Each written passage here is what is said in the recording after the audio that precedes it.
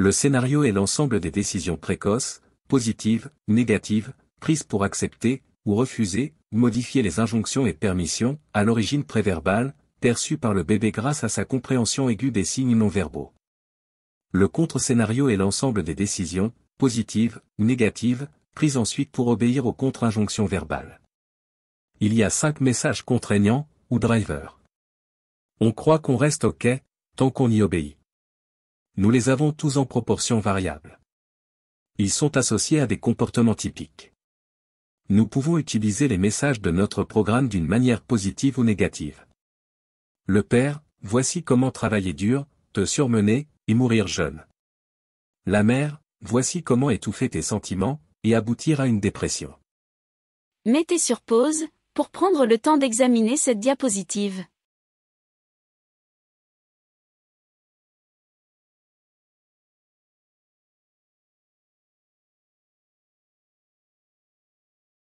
L'enfant peut prendre des décisions complexes, en combinant les messages. Le but est d'éviter l'impact des injonctions, afin de rester en vie, et de satisfaire ses besoins, du mieux possible. Il peut couvrir une injonction par une contre-injonction. Tant que je travaille dur, contre-injonction. C'est OK pour moi de rester en vie. Injonction. Couvrir une injonction, par une autre injonction.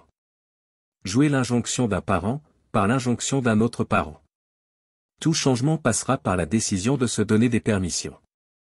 Tracez votre matrice de scénario personnel. Travaillez sur une grande feuille rapidement, même si cela n'est pas exact, selon le schéma.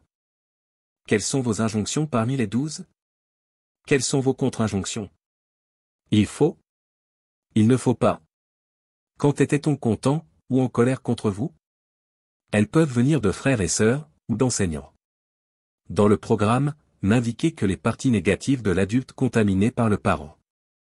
Souvent, les parents indiquent comment obéir à une injonction, ou à une contre-injonction, reçue de l'autre parent, voici comment.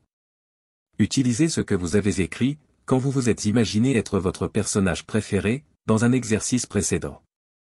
Vérifiez ce que vous venez d'écrire, au sujet de votre matrice, et modifiez-la en conséquence.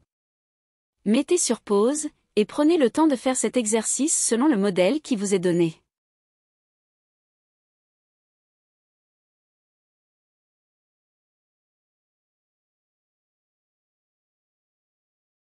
Mettez sur pause, pour prendre le temps d'examiner cette diapositive.